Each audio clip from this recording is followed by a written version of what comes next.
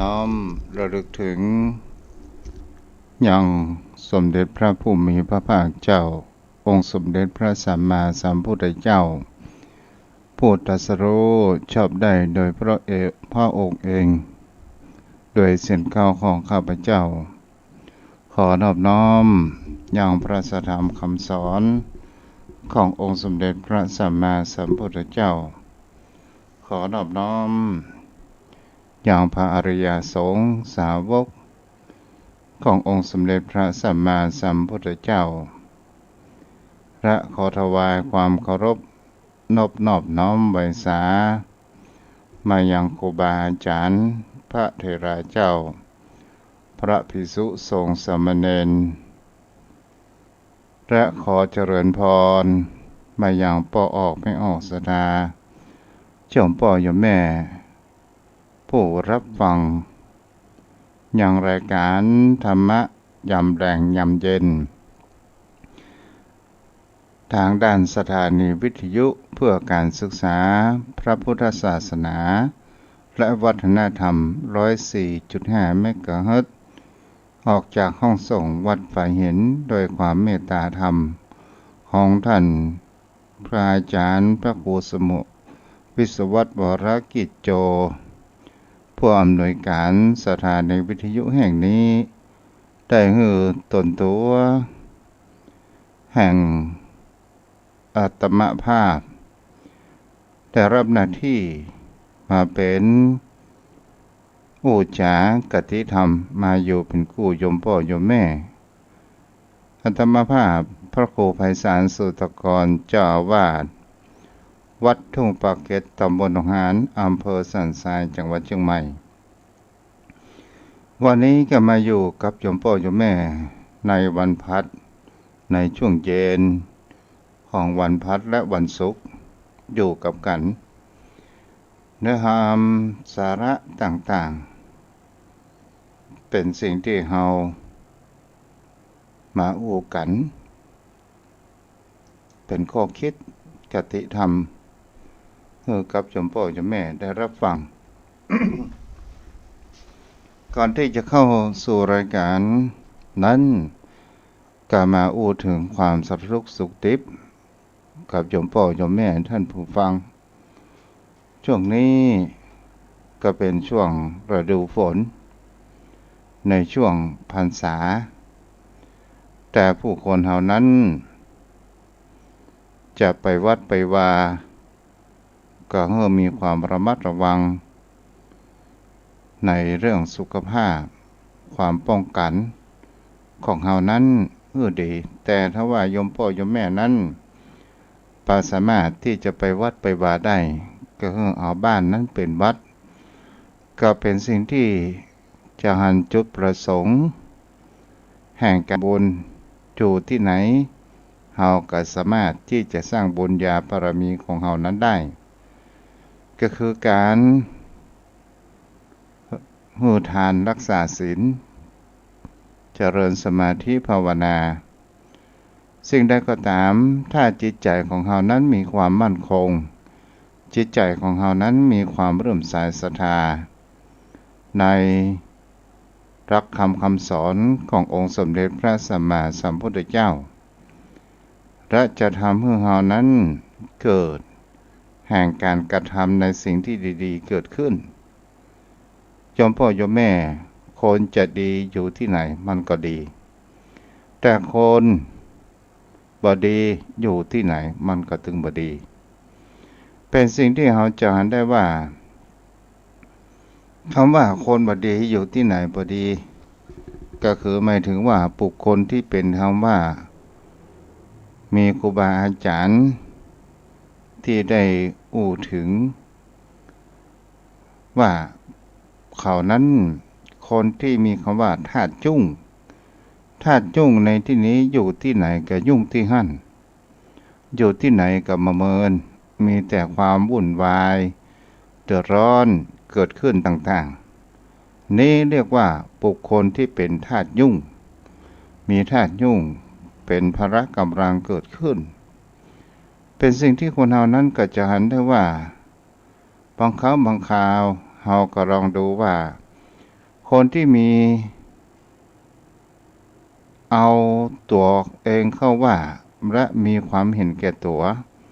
บอกฟังคนอื่นก็บ่สามารถที่จะเข้ากลุ่มเข้ากลุ่มของบุคคลส่วน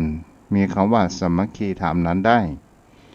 นี่แหละโยมพ่อโยมแม่เรียกว่าคนธาตุจุ้งแต่บุคคลผู้มีความดีแต่คือความประพฤติดี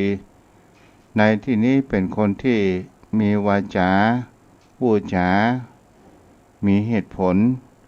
พูดจาเป็นคนที่ฟังความคิดของคนอื่นตลอดจนถึงเป็นคนที่มีความเสียสละและบุคคลที่มีความบำเพ็ญประโยชน์เพื่อสังคมอันนี้ก็ถือว่าเป็นคนดีทางกายและจิตใจนั่นเองนี่แหละโยมพ่อโยมแม่คนเรามันก็มีอยู่สองด้านสองประการเท่านั้นวันนี้จะมาธรรมะอันมีคาถาขององค์สมเด็จพระสัมมาสัมพุทธเจ้าในว่าด้วยเรื่องสาธุนรคถาเกี่ยวกับเรื่องคนดีอยู่ที่เหตุคนดีอยู่ที่เหตุซึ่งเป็นภาษาบาลีเป็นคำของพระพุทธองค์ว่าสาธุธรรมรุจีราชาสาธุปัญญานวานโรติโยมพ่อโยมแม่ในหลักธรรมนี้เป็นธรรมเป็นคำว่าแปลว่าพระราชาชอบใจธรรมจึงจะดีงามนรชนมีปัญญารู้รอบจึงจะดีงามในวันนี้ศรัทธาญาติโยมตัวเจ้าก็จะในเกี่ยวกับหลักธรรมที่มีการปกครององค์สมเด็จพระสัมมาสัมพุทธเจ้านั้นได้ทรงยกย่องผู้เป็นพระราชาผู้ทรงชอบใจธรรมผู้ปกครองแผ่นดินโดยธรรมว่าเป็นพระราชาที่ดีและงดงามเราก็สามารถที่จะเอามาใช้กับบุคคลระดับเป็นผู้นำของประเทศมาเป็นระดับผู้นำของบุคคลท้องถิ่นมาระดับเป็นผู้นำครอบครัวต่างๆโยมพ่อโยมแม่นี้ก็เป็นความที่โอวาทและคนเฮานั้นลองเอามาประยุกต์ใช้ในชีวิตของ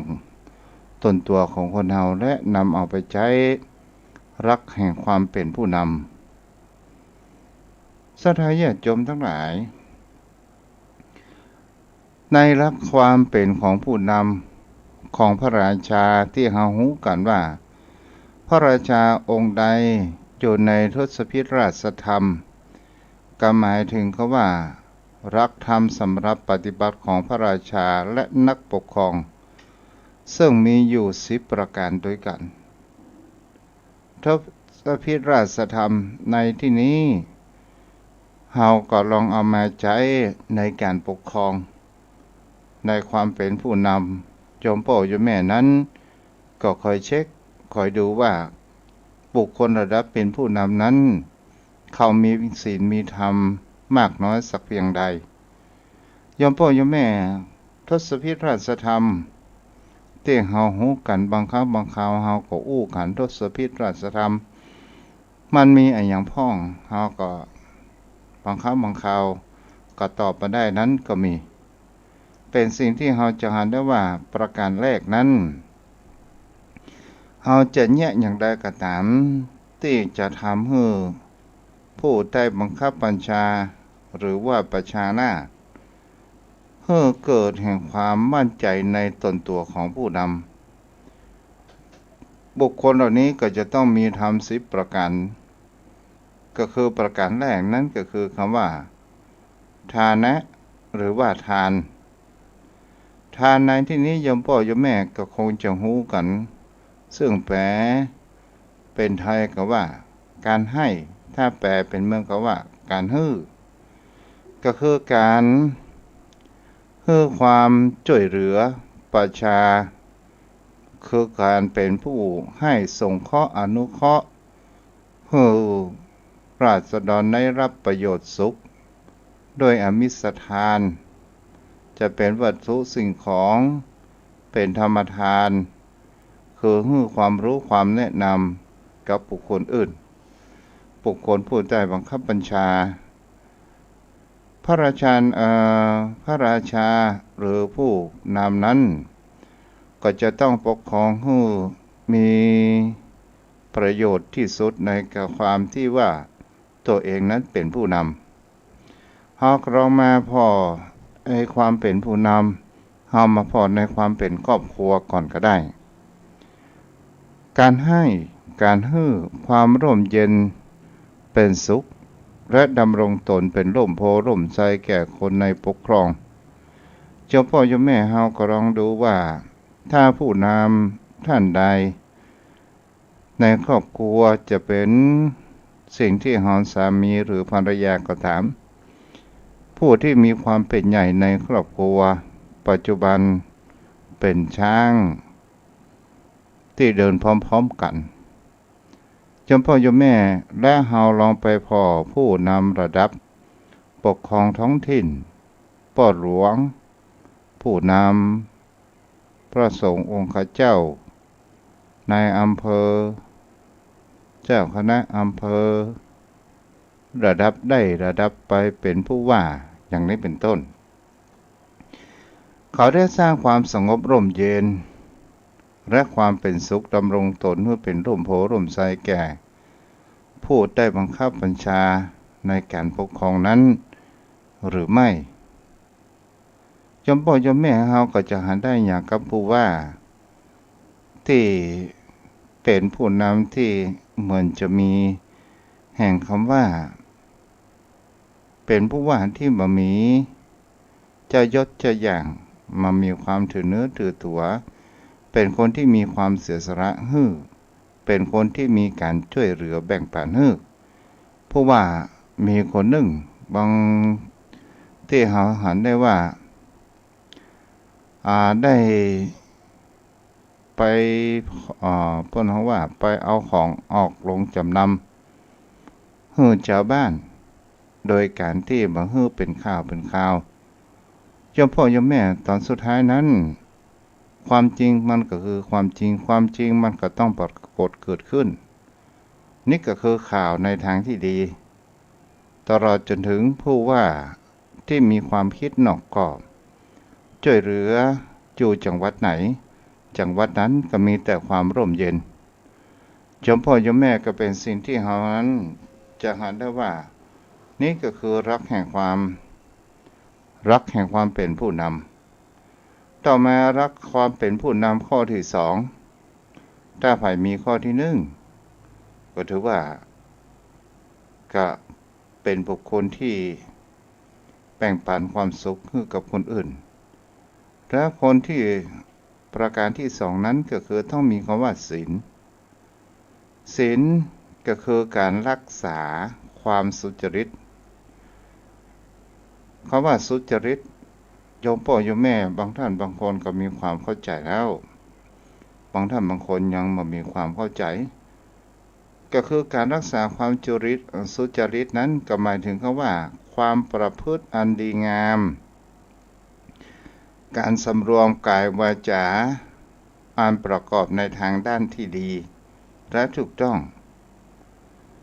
และมีความประพฤติเป็นแบบอย่างโดยการเคารพนับถือของผู้อื่นรักษาระเบียบกฎกติกาและปฏิบัติตามกฎหมายของบ้านเมืองเช่นเดียวกับคนในปกครองโยมพ่อโยมแม่สิ่งเหล่านี้เราจะเห็นได้ว่าหลักธรรมของพระพุทธองค์นั้นก็คือศีลเพียงแค่ข้อเดียวศีล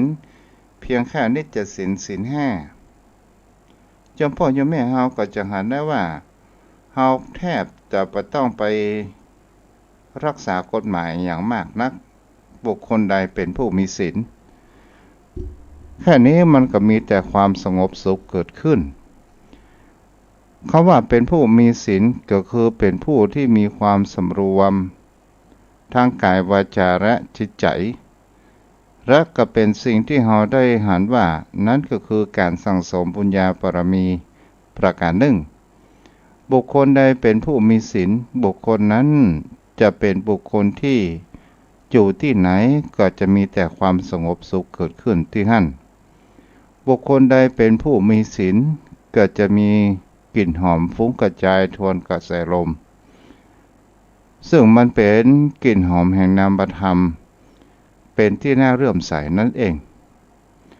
ต่อมารักแห่งความเป็นผู้นำข้อที่สามก็คือคำว่าปริจาคะหรือว่าความเสียสละยอมพ่อยอมแม่เราจะหันได้ว่าบุคคลที่เจอส่วนใหญ่นั้นการเสียสละของผู้คนเหล่านั้นจะหันว่ามีมากหรือว่ามีน้อยส่วนใหญ่ถ้าว่าเกิดเหตุการณ์อย่างใดอย่างหนึ่งความเสียสละของผู้คนเหล่านั้นมันมีน้อยและมีความเห็นแก่ตัวนั้นไม่มีมากแต่บุคคลผู้มีความเสียสละถามว่ามีมากไหมก็มีมากพอสมควรคำว่าปริจาคะคือความเสียสละความสุขความสำราญตลอดจนเชิงชีวิตของตนตัวและทุ่มเทกายใจเพื่อประโยชน์สุขของประชาชนและความสงบเรียบร้อยของบ้านเมืองที่ปกครองอยู่เฮาอุ้งง่ายโยมพ่อโยมแม่ บางครั้งบางคราวคนเฮาเกิดลงประเด็นเกิดขึ้นอย่างคำว่าเป็นพ่อหลวงนั้นก็คือคำว่าเสียสละเป็นความเป็นผู้นำและความเป็นพ่อหลวงหรือว่าผู้ใหญ่บ้านเป็นคนของรัฐและบางครั้งบางคราวก็เป็นสิ่งที่จะหันได้ว่าเมื่อตัวเองนั้นได้เสียสละแห่งความเป็นผู้นำเป็นที่พึ่งของประชาชนบางครั้งบางคราวกำลังนั่งกินข้าวหรือกำลังอาบน้ำหรือกระทั่งทำธุระอย่างใดอย่างหนึ่งบังเอิญมีชาวบ้านมาร้องเรียนผัวเมียผิดกันมาว่าหึ่งกันต่างๆนานาเกิดขึ้นถึงแม้จะกินข้าวนั้นก็จะต้องหยุดในการกินข้าวบางครั้งบางคราวอาบน้ำอาบท่าก็จะต้องรีบอาบน้ำอาบท่าเพื่อมีความสำเร็จเกิดขึ้นบางครั้งบางคราวเรื่องราวอย่างกับปัจจุบันถ้าว่าในชุมชนบ้านใดเกิดโควิดเกิดขึ้นพ่อหลวงบ้านก็จะต้องเป็นผู้รับผิดชอบครับชาวบ้านนั้นก็คือเป็นคนที่มีความเป็นด่านแรกเป็นสิ่งที่คนเฮานั้นบางครั้งบางคราวก็เป็นสิ่งที่เฮาจะเห็นได้ว่าบางคนก็ได้เป็นผู้ใหญ่บ้านและเกิดความหลงในอำนาจของตัวเองสั่งนั่นสั่งนี่ไปต่างๆนานาเกิดขึ้นบางครั้งบางคราวก็มาขัดขวางแห่งความเจริญที่มหันต์ตัวกับชาวบ้านอย่างนี้นั้นก็มีนี่ละศรัทธาญาติโยมตลอดจนถึงคำว่าเป็นเปิ้นเฮาว่าเป็นตัวแทนของเฮาจะเป็นสทอบตสสอย่างไรก็ตามถ้าว่าเกิดแห่งความว่าเขานั้นเกิดแห่งความเสียสละในเวลาอันมีค่าในชีวิตของตัวเองก็คือเฮาอุปมากับเหมือนดังแม่ทัพที่ได้ทุ่มเทกายใจที่จะออกศึกออกรบนั่นเองคำว่าเสียสละและแห่งความว่าปริจาคะก็คือบางคนก็บอกว่าการบริจาคศรัทธาญาติโยมทั้งหลายความเสียสละนี้เป็นเสียสละอันอย่างพ้องเสียสละแห่งความสุขสำราญในชีวิตของเฮาที่เฮามีอยู่เฮาได้เสียสละแห่งความสุขสำราญนั้น ฮือกับบุคคลอื่นผู้อื่นฮือกับชาวบ้านนี่ก็เป็นสิ่งที่เราจะเห็นได้ว่าอย่างกับพระสงฆ์องค์ข้าเจ้าเป็นผู้มีเสียสละที่มาออกรายการวิทยุธรรมะให้โยมพ่อโยมแม่นั้นรับฟังในเวลานี้แท้ที่จริงถ้าบางรูปบางตนบางองค์ก็คงจะส่งน้ำอาบน้ำเพื่อจะเตรียมตัวที่จะไหว้พระสวดมนต์แต่ความเสียสละของพระสงฆ์องค์ข้าเจ้าแต่ละตนแต่ละรูปนั้นบางครั้งบางคราวมีภารกิจที่เกิดขึ้นก็ยังเสียสละบ่ไปตั้งอื่นยังมีความรับผิดชอบนี่ก็คือเป็นสิ่งที่คนเหล่านั้นจะหากันได้ต่อมาก็คือคำว่าอาสสวะหรือว่าความซื่อตรงความซื่อตรงนี้เป็นสิ่งที่คนเหล่านั้นควรจะได้รับการปฏิบัติอย่างยิ่งภารกิจต่างๆแห่งความซื่อตรงโดยความสุจริตธรรมมีความซื่อตรงต่อหน้าที่มีความจริงใจประหลอกลวงประชาชนในการที่ปกครองและมาคิดหลอกลวงหรือว่าประทุษร้ายผู้ใดผมว่าต่อหน้าหรือรับหลังก็ตามโยมพ่อโยมแม่จะหาได้ว่าเป็นสิ่งที่คนเหล่านั้นบุคคลที่มีความซื่อตรงต่อหน้าที่และมีความจริงใจบ่หลอกลวงประชาชนเนี่ยเป็นสิ่งที่คนเหล่านั้นก็จะหันหลายอย่างระดับของผู้นำบางคนนั้นเข้ามาเป็นผู้นำเพื่อหวังที่จะได้ลาภสักการะได้ยศถาบรรดาศักดิ์ได้เงินทองแต่ความซื่อตรงนั้นบ่มีความจริงใจต่อประชาชนนั้นก็ขาดหายไปบางครั้งบางคราวก็หาเรื่องใส่บุคคลอื่นใส่ฝ่ายตรงข้ามไปต่างๆนานาเช่นเดียวกันนี่โยมพ่อโยมแม่ถ้าบุคคลใดที่มีความจริงใจมีความซื่อสัตย์บ่หลอกลวงและมันมีการที่ใส่ร้ายกรรมมีแปลงใส่กรรมใหญ่แปลงเอาก็ถือว่าบุคคลนั้นเป็นคนที่มีความซื่อตรงต่อมารับประการที่คือมัทวะก็คือความอ่อนโยนหมายถึงคำว่าความอ่อนโยนในการเข้าถึงในการพบปะกับคนในปกครองเข้าหาง่ายยิ้มแย้มแจ่มใสมันมีพิธีรีตองมากมีอัธยาศัยบ่เย่อหยิ่งสง่างามอันเกิดแต่แห่งคำว่ากิริยามารยาทสุภาพโน่นนวลและงดงามโยมพ่อโยมแม่ในข้อนี้ทุกเจ้าก็ได้คิดถึงอย่างองค์พระบาทสมเด็จพระเจ้าอยู่หัวภูมิพลอดุลยเดชพ่อหลวงในรัชกาลที่9ของเราจะเห็นได้ว่าพระองค์ท่านได้มีกรณียกิจที่ทางบนดอยก็เข้าถึงชาวบ้านชาวจองยิ้มแย้มแจ่มใสและมีสุภาพแห่งความนุ่มนวลเกิดขึ้นอันนี้ในกรณียกิจของท่านโยมพ่อโยมแม่ก็คงจะหันได้สัมผัสได้นี่แหละโยมพ่อโยมแม่ต่อมาก็คือคำว่าตบะแผดเผากิเลสตัณหาบ่ให้เข้ามาครอบงำจิตใจของคนเฮาจะเห็นได้ว่ากิเลสตัณหาเนี่ยคนเฮาพ้นจากความมัวเมาด้วยกิเลสเฮาบ่หลงไหลบ่หมกมุ่นอยู่ด้วยความสุขสำราญและ การปนเปื้อนมีความสุขเป็นอยู่อย่างเรียบง่ายมุ่งแต่บำเพ็ญกิจในหน้าที่ให้สมบูรณ์มากนี่ก็คือการเป็นผู้คนเฮาจะเอาชนะ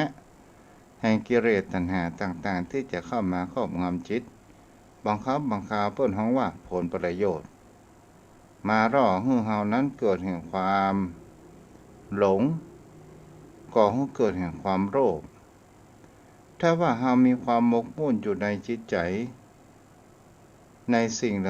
หล่านี้ในการที่เฮาได้รับการปนเปื้อนเปิ้นฮ้องว่าสินจ้างหรือว่าสินบนต่างๆรักก็เป็นสิ่งที่คนเฮานั้นจะหากันได้ว่านี้ก็คือปัจจัยความเป็นผู้นำแต่บุคคลที่เป็นผู้นำต้องมีคำว่าตบะก็คือระมัดระวังกิเลสตัณหาที่จะเข้ามาจิตใจของเฮาที่มันจะเกิดมาความโลภของเฮานั่นเองเฮาบ่ให้มันเข้ามาในครอบงำในจิตใจของเฮานั่นเองโยมพ่อโยมแม่สิ่งเหล่านี้ก็คือหลักธรรมแห่งทศพิธราชธรรมค้างแห่ง4ข้อค้างแห่ง4ข้อโยมพ่อโยมแม่ทุกเจ้าก็จะบวยไปให้พอดีเนาะแหมข้อที่7ก็คืออโกฏะก็คือความปรากฏความบ่เกี่ยวกาดบ่วินิจฉัยความการกระทำด้วยอำนาจแห่งความโกรธก็คือมีเมตตาประจำจิตใจระงับแห่งความขุ่นเคืองวางตัวเป็นกันเองเข้ากันกับผู้คนทุกหมู่เหล่าบ่จำกัดขอบเขตบ่เลือกชั้นวรรณะโดยมีอัธยาศัยเมตตาเป็นเบื้องหน้าเจ้าพ่อเจ้าแม่เฮาจะเห็นได้ว่าคนที่เป็นระดับผู้นำบางครั้งบางคราวก็เกิดมีอคติก็คือความโกฏคติก็คือความลำเอียงเพราะมีความโกรธความอาฆาตถ้าบุคคลใดผู้มีสิ่งความโกรธเป็นเจ้าเรือนมาเป็นผู้นำก็ถือว่ามันเป็นผู้มีทศพิธราชธรรมนั่นเองแต่บุคคลผู้ที่มันมีความโกรธง่ายๆเก็บอารมณ์อยู่แล้ววางตัว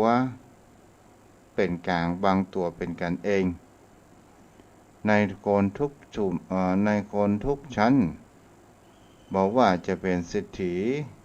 ยาจกวานิพกขอทานต่างๆและทำทุกสิ่งทุกอย่างนั้น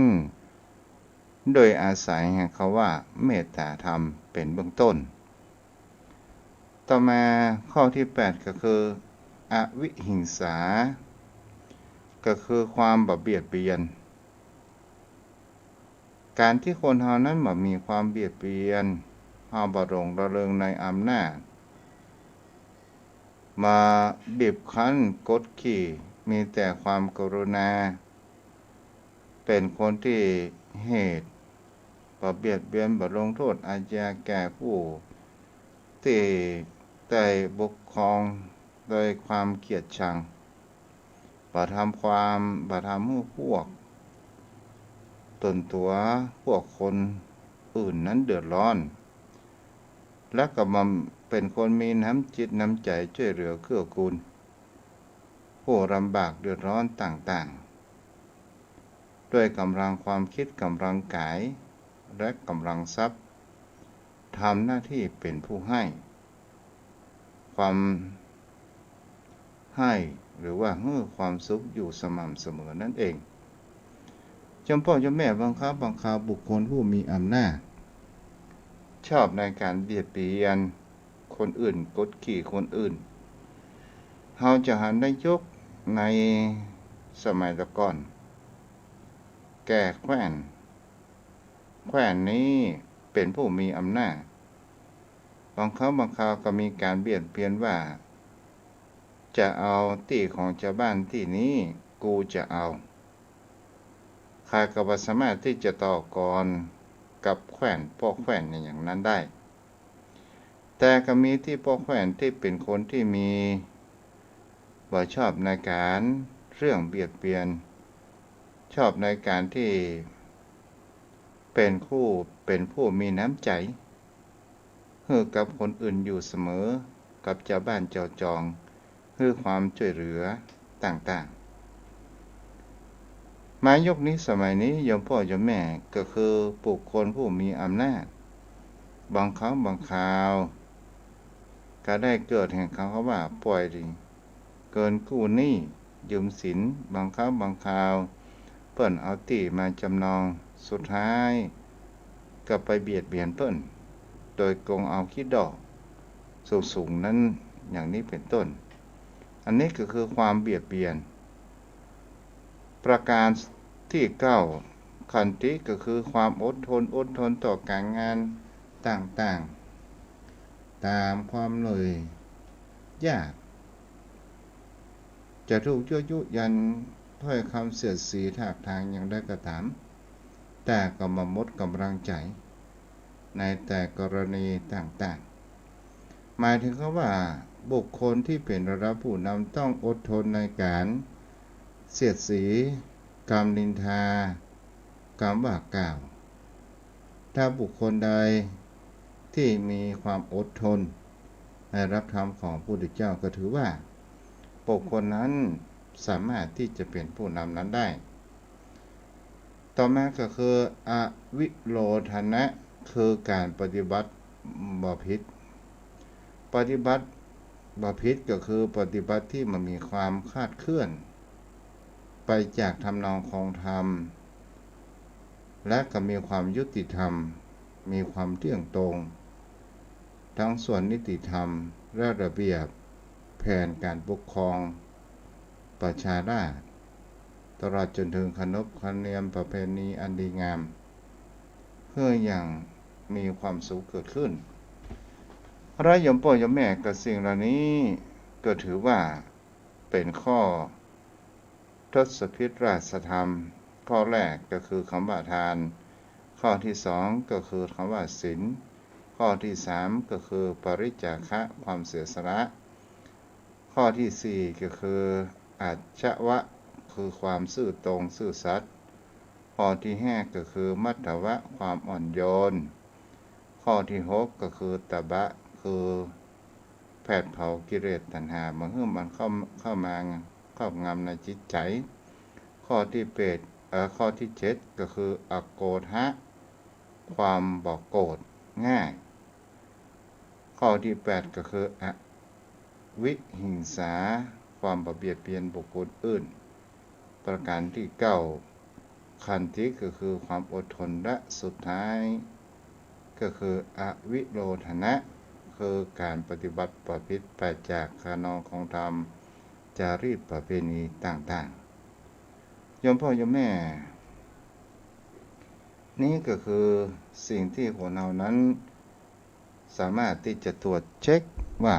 ผู้นำในที่เฮาหันผู้นำที่เฮาลองสังเกตดูว่าแม่นมันจะมามีคำว่าครบ10ข้อนั้นได้แต่บางท่านบางคนนั้นก็มีครบ10ข้อก็เป็นสิ่งที่คนนั้นเฮาก็จะพอได้ว่านี่ก็คือรักแห่งความเป็นผู้นำโยมพ่อโยมแม่เฮาก็ลองตึกตองสังเกตพิจารณาดูกันไปโยมพ่อโยมแม่วันนี้ก็มาอยู่พอสมควรก่อนที่จะเปิดสายน้ำมาก็มีเรื่องเล่าให้โยมพ่อโยมแม่รับฟังกันโยมพ่อโยมแม่เรื่องกรรมเรื่องเวรบางคนนั้นก็เชื่อบางคนนั้นก็บ่เชื่อ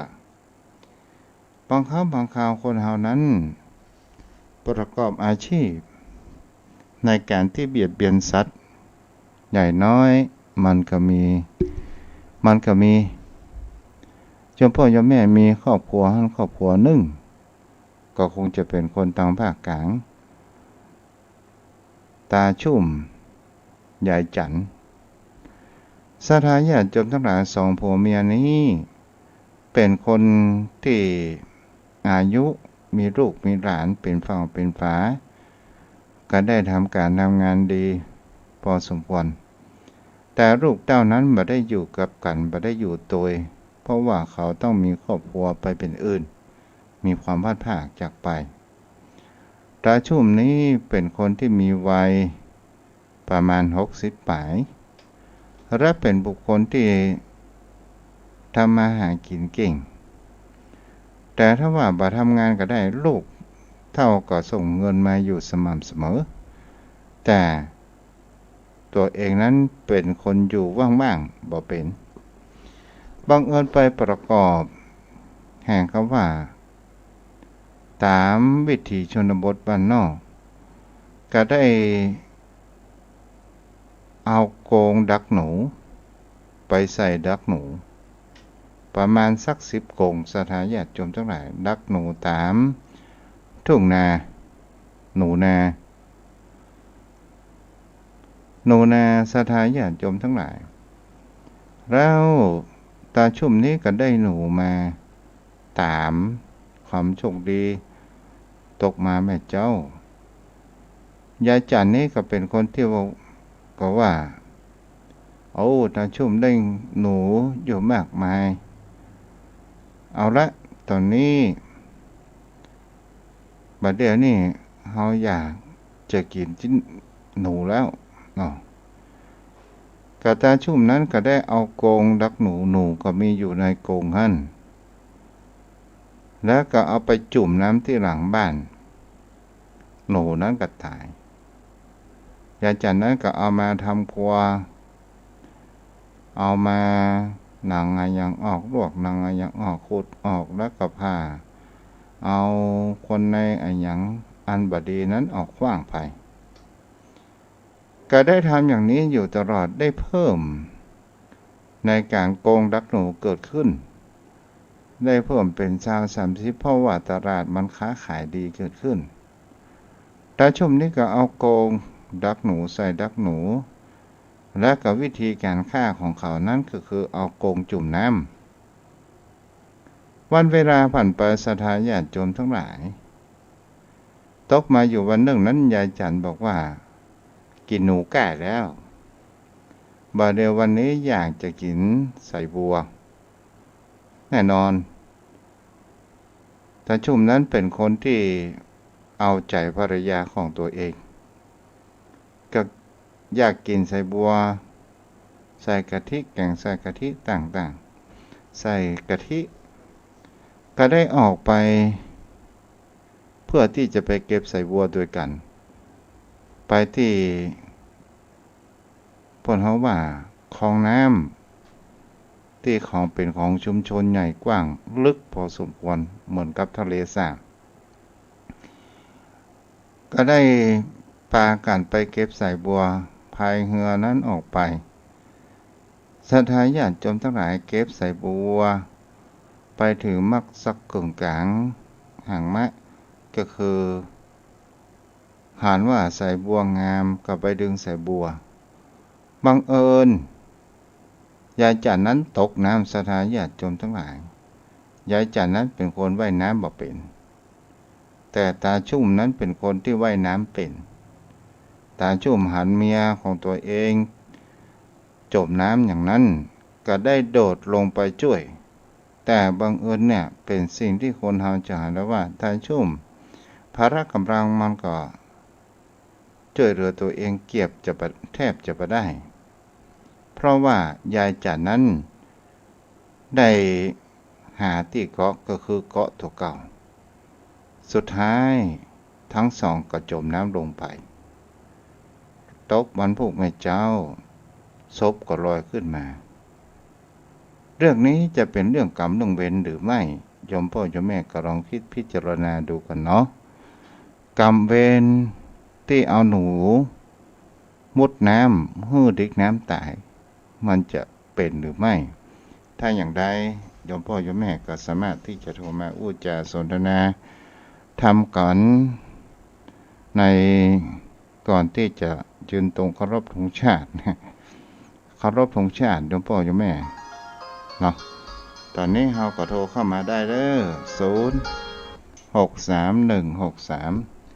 0631639950ช่วงนี้ก็เป็นช่วงโควิดเนาะอย่างโควิดไปหมดเด้อโยมพ่อโยมแม่ตัวเจ้าก็บ่ได้ไปทางใดเนาะอะไรโยมพ่อโยมแม่ไผจะโทรมาก็โทรเข้ามาได้0631639950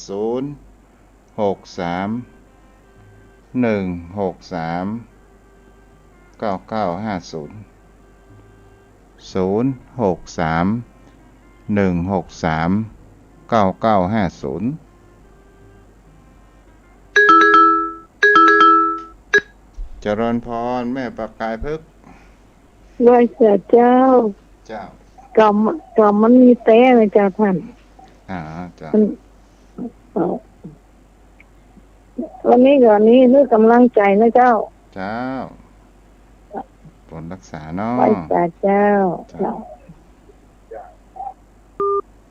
โทรเข้ามาได้0631639950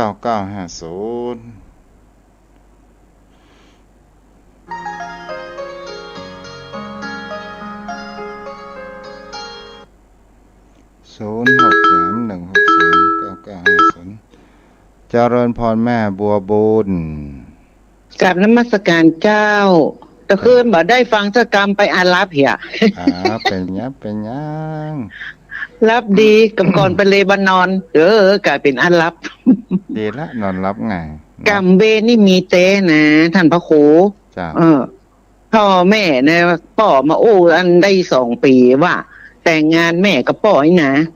แล้วเปิ้นเลี้ยงหมูไว้บ่แล้วเขาบุกหมูมาตายแล้วว่าบอกป่อบอกหมูสดมาเอาค้อนบุกหัวหมูตายว่ะลูกแม่ก็ไปประสบอุบัติเหตุลงหัวโดนนั้นค้อนตุกหัวที่ตายน่ะแม่ว่าได้2 ปีเนาะแม่ว่านกรรมเวรมีเฮางานมีมงคลเหมือนหน้าฆ่าสัตว์ตัดชีวิตเนาะมันเนี่ยมันมีแต่นะถึงวันนี้แม่อุทิศส่วนกุศลไปให้หมูตัวนั้นอยู่นะถึงว่ามาเกิดน่ะแม่ว่ากรรมเวรมีจริงงานมงคลเป็นบัดดีฆ่าสัตว์เนาะถูกต้องแม่ตะกี้ฝนตกก็ท่านอ้อยก็แม่ฝนตกก็กี้มัก3 โมง 2 โมงแล้วกันแม่หันมืดทั้งปุ้นนะเจ้าสาธุนะเจ้ากำลังใจเจ้าสาธุเจ้าดีแล้วได้จากันว่ากรรมเวรมีแต่มีจริงเนาะใครจะโทรเข้ามาจาสนทนาและมีประสบการณ์อะไรอย่างที่เราจะจากันเนาะกันได้เด้อโยมพ่อโยมแม่ตลอดจนถึงรับคำเจริญพรรัตการหลวงพ่อหลวงพ่อไหว้สาครับหลวงพ่อครับไม่ได้ฟังไปทำกินลมใหญ่อยู่เดี๋ยวนานสายยันคงโทรมาเนาะไว้ท้ายรัตการครับจ้าหลวงพ่อเจริญพรไหว้สาครับเชียงดาวฝนตกไหมเชียงดาวฝนตกไหมจ้า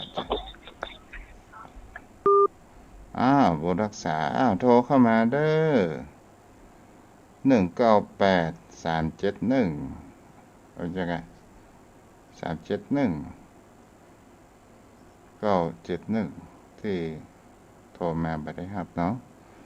0631639950เจริญพรเจ้ากราบไหว้สาเจ้าท่านพระครูแม่จันพรเนาะเจ้าวันนี้วันที่19เนาะจ้าวันที่19พุทธศักราชพศ2564เนาะจ้าช่วงนี้อยากข้างบ้านติดเตียงน้ำปอดสบายแล้วก็เจ้าก็ไปดูแลเพิ่นเนาะก็ค่อยได้ฟังโล่นไปโล่นมาก็มาฟังท่านพระครูที่ได้ฟังเรื่องบาปบุญคุณโทษเลยเนาะจ้าแม่น เจ้าก็ประสบการณ์มาค่ะท่านพระครูโอ้เจ้าปลูกพักปลูกครัวไว้จำสวนรั้วครัวบ้านเนาะแล้วก็มีหอยแข้งหอยเป็นมาทำลายเนาะพอดีเจ้าก็ยกย้ายไปไว้พบเข้าปะกล้วยโอ้ทีนี้ก็มีมาแฮมเจ้าก็จ่างเนี่ยได้แล้วก็ไปปลูกนาเนาะพอดีเล็บ2เล็บมือเนี่ยก็เลยบวมเลยเจ็บแสบแล้วท่านพระครูมาเล่าให้ฟังว่าบาปบุญคุณโทษมีจริงอีเนาะคงจะไปอันท่านพระครูเนาะเจ้าก็เพื่อแผ่เพิ่นนะแผ่เมตตาเดี๋ยวแผ่เมตตาไปได้แม่เด้อเจ้าไว้ฝากเจ้าบ่รักษาเจ้าโทรเข้ามาได้เนาะ0631639950 0631639950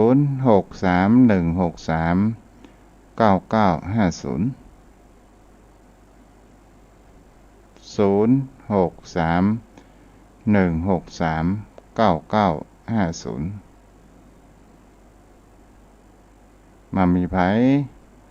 เจริญพรเจริญป้อนนันสายันโทรเข้ามาได้เนาะ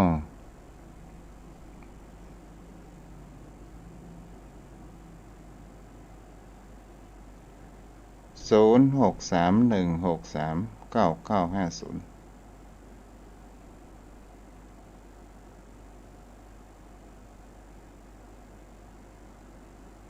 ป้านานประยูก้าวันนี้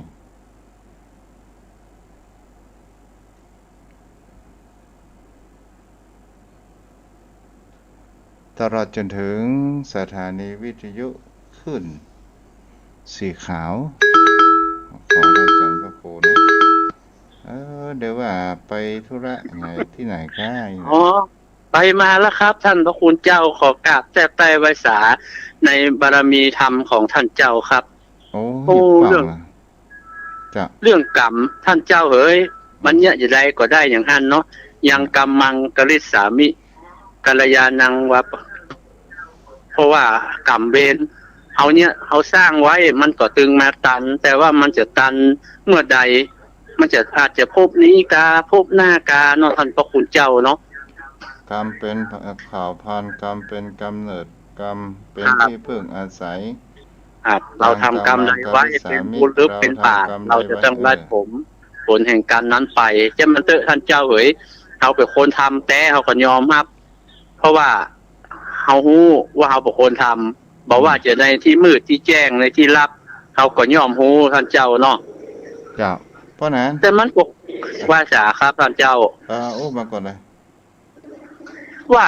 แต่มันก็คงจะมีนักมีเบาเขาลุละหูเพราะว่าเขาขึ้นไปอย่างยุงเขาก็รู้ว่ามันเป็นสัตว์มีชีวิต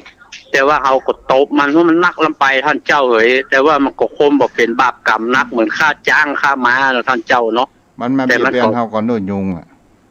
มันบางทีมันก็สุมาเถอะสัญชาตญาณน่ะท่านเจ้ามาก็ใส่ก่อนเลยเพียงงูชิงวันนี้นุ่งข่าวก็ตบอยู่จะมาเฮ้ยนะมันก็ฆ่าสมกันไปนะบาปนักบุญน้อยบาปน้อยบุญนักอันใดจะนักกว่ากันนะท่านเจ้าเนาะก็คือถ้าว่าเฮาพอว่าในชีวิตนี้เนี่ยกรรมดีกรรมบ่ดีเฮาทำกรรมดีนักก็ว่ากรรมดีน้อยแม่นคนเฮามันก็มีค่าคุ้มกันไปเพื่อปากเพื่อท้องของเฮาก็มีเพื่อเอาชีวิตของเฮารอดนั้นมันก็มีแต่มันอยู่ที่ว่าเราจะได้แผ่เมตตาทำบุญอุทิศส่วนบุญกุศลไปให้เขาพ่องกอที่เราได้เคยฆ่าเคยกินเขามาอย่างนี้เป็นต้นครับกินไปตามไปนะท่านเจ้าเนาะแต่สิ่งที่เราจะเห็นว่าสัตว์ที่เป็นสัตว์ใหญ่เนี่ยมันมีเจตนาแห้งแต่เป็นยุ่งเป็นเลือบมาอย่างเนี่ย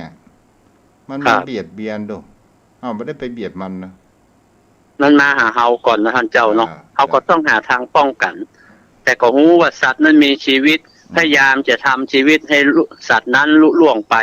สัตว์นั้นได้ลุล่วงไปด้วยความเพียรของเราแล้วมันก็รู้นะว่ามันก็เป็นบาปแต่มันก็คงบ่นักอยู่ท่านเจ้าว่าเนาะเจตนามันแต่ถ้าเรามาแห้งครับแต่ถ้าเราทำบุญอย่างนักมันถึงมันจะบ่หายแต่มันก็คงจะเจือจานไปมันก็อู้ไปก็เหมือนว่าเฮา บุญนี่เหมือนน้ำถ้าเราเปรียบเทียบเกลือเหมือนบาปถ้าเราทำบุญนักเหมือนหมายความว่าเรามีน้ำนักเหลือเกลือมันก็ยังเค็มอยู่ แต่ว่าน้ำมันนักเหลือมันก็เลยทำให้น้ำนั้นมันบักเค็มก็เหมือนเราถึงวันเนี้ยเราหาเลี้ยงชีวิตเอาชีวิตสัตว์มาเลี้ยงชีวิตสังขารเราแต่เราก็ทำบุญทำกุศลป่าภายแผ่เมตตาอย่างกินต้านกินไปไส้ไปมันก็ดูเหมือนว่ามันจะหายที่จริงมันมาหายนะผมก็เข้าใจท่านเจ้าแต่ว่าเราทำบุญนักหรือบาปมันก็ดูเหมือนมันจะเจือจานไปเนาะท่านเจ้าเนาะจะเจือจานไปครับจะมาเป็นจะกะอู้จ๋ามาอู้ปริศนาเนี่ยผมกำมาปะนั้นท่านเจ้าว่าจะได้ไว้สาเจ้าสิ่งที่ตุเจ้าของอู้คนตะก่อนนี่เพิ่นมาเฮือเราอ่อนไปเหี่ยวไปแจ้เพราะเราเหตุอะไรหยังมันอย่างอี้ท่านเจ้าคือมันอาจจะเป็นเพราะโรคภัยไข้เจ็บตัวโรคอะครับเป็นโรคเป็นหยังเราอ่อนไปครับเพราะคนตะก่อนนี่มันก็คงจะตายเป็นโรคเป็นหยังก็มีท่านพระคุณเจ้าเขาก็มานึกอย่างว่าเวลาศพตายมาก็ฮือร้อนผ้าเหียฮือเอาขี้เต้าอันวางเส้นหัวบ้านเหียพ่อว่าก็กลัวเป็นโรคเป็นภัยหม้อน้ำนี่ฮือถอกมันก็มองได้2อย่างนะท่านเจ้ามองแหมอย่างนึงว่าขันทั้ง5มันแตกไปแล้วก็ควมน้ำควมหยังแหมประกาศนึงก็กลัวว่ามันจะเป็นเชื้อโรคมาติดมาแปดเนี่ยครับก็เลยทำความสะอาดอย่างมันก็ดูได้หลายมิติเนาะท่านเจ้าเนาะแต่คนตะกอนนี่เปิ้นบ่ฮื้อละอ่อนไปปัจจ้าเพราะกลัวว่าละอ่อนมันไม่ได้มันบ่มีความคิดความอ่านหยังอาจจะไปทำที่มันบ่ดีบ่งามอะไรอย่างจะเป็นโทษเป็นหยังมาติดตัวติดตนเนี่ยครับท่านพระคุณเจ้าผมคิดว่าคงจะเป็นจะอั้นนะครับปริศนาข้อนี้ท่านเจ้าแล้วปริศนาแห่งข้อเวลาที่เปิ้นมาคือตากผ้าในช่วงในกลางคืนเปิ้นว่าผีกระสือผีนี่จะมา7 ปากผีโพงจะมา7 ปากครับครับเวลาเอาตองกล้วยเสร็จแล้วต้องฟันก้านกล้วยเปิ้นว่ามันอย่างอันผีโพงจะเอาขว้างข้ามหลังคา2 อันเนี่ยนะอุบายมันคงจะเป็นอุบายเพราะตากผ้าเมื่อค่ำเมื่อคืนนี่มันมืดท่านเจ้ามันมืดและแหมอย่างหนึ่งมันหนทางที่ตากมันอาจจะมีอะไรอย่างสัตว์มีเขี้ยวงูเขี้ยวเลี้ยวก่ออย่างนี้ครับและอาจก็กลัวเสื้อผ้ามันอาจจะหายแต่อย่างมันก็คงมีพ่องตะกอนเสื้อผ้าอย่างมันก็เขียมนะครับมันก็คงเป็นในทำนองนี้อย่างตองกล้วยตองอย่างที่ว่าเอาขว้างแล้วก็บาปัดมาอย่างเอาขว้างเป็นเส้นเป็นสายอย่างนั้นก็เพื่อว่าฮู้เพิ่นคงจะเฮาตีแตกฮู้ว่ามันจะได้ง่ายในการเก็บมันแบบปักคิดปักขวางมันแบบมันลงระยายอย่างไรท่านพระคุณเจ้าก็ปักเสียมันจะได้สั้นเวลาเผาเวลาอย่างมันก็จะง่ายขึ้นเนี่ยครับถ้าเอาเป็นข้าวเป็นเครือเป็นอย่างเอาปักคิดปักขวางมันก็นานแห้เผามันก็ยากท่านพระคุณเจ้าเอาไปมาก็คือคนสมัยก่อนนี่เพิ่นสร้างอุบายมาเพื่อที่คนเฮาจะหันว่าคนเราอ่อนสมัยก่อนนี่ก็กลัวผีเนาะกลัวครับมันไฟฟ้ามันบ่ค่อยมีท่านเจ้าแล้วมันก็มืดครับมันก็มืดมันก็น่ากลัวนะแล้วก็เฮาละอ่อนเฮาก็เชื่อคนเฒ่าคนแก่มันไปหน่อยผีถ้ามันกันนะมันจะเน่ยเฮาก็กลัวแท้นะท่านเจ้าอันนั้นแห่งตัวนึงนะแม่มารบ่ดีนั่งกาคั่นใดเกิดทุกอย่างความจริงมันอย่างอี้ท่านเจ้าเอ๋ยอันนั่งกาขั้นใดนี่นะมันเป็นที่ขึ้นที่ลงเกิดว่ามันผะเลิดเปิดป้ามันตกลงมามันก็จะเป็นอันตรายเปิ้นก็เลยบอกว่ากลัวถามว่าหยังบ่ฮือกาขั้นใดจะเกิดลูกยากเนี่ยถ้ามาตอบตรงๆว่าระวังตกนะเนี่ยมันจะมีอาจจะมีคำแก้มันเป็นตกใดเกาะก่ำนี่จนมันทิ้งเนี่ยเปิ้นก็เลยว่าระมัดระวังอย่าไปนั่งกาขั้นใดกันเดียวจะเกิดลูกยากก็คือว่าระมัดระวังกลัวว่าจะประเลิดประลาดคนขึ้นคนลง ที่ขั้นใดท่านเป็นที่ขึ้นที่ลงอาจจะไปเติกเกกาหนังกาขั้นใดเนี่ยท่านพระคุณเจ้าอ๋อเจ้าเอาวัดที่เนาะปนั้นเนาะขอกราบแทบใจไว้สาในบารมีธรรมท่านเจ้านะครับกราบไว้สาครับเจ้าอนุโมทนากับโยมพ่อโยมแม่ที่ติดตามทาง Facebook มีอันนี้ก็มีแม่ทองคำที่วงคำจากเสาหินเนาะหลับปูนพระเจ้าแล้วก็พี่สาวพรธนาวิเศษคุณแม่แจ่มที่ได้รับฟังกันอยู่เนาะก็ขออนุโมทนากับโยมพ่อโยมแม่ที่ติดตามรับฟังทางวิทยุทางบ้านทางจองก็ให้มีแต่ความสุขความเจริญเหมือนกันทุกท่านทุกคนขอเจริญพร